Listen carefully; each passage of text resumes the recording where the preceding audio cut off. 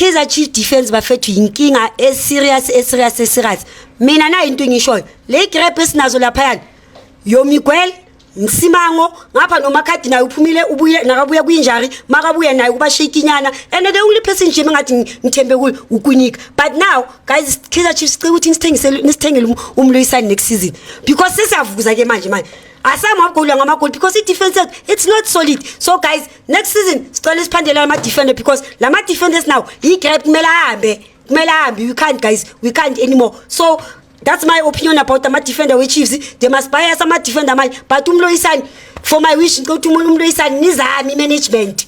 Ukuthi ni inquire lapha ku Talent Board ukuthi sikhona ukuthola umloyisani and then sizobona isikhathi masiya next season ukuthi senzakana. But the defense of Kaizer Chiefs it's not convincing at all. Catch the full convo on our YouTube channel, Omni Audio Africa.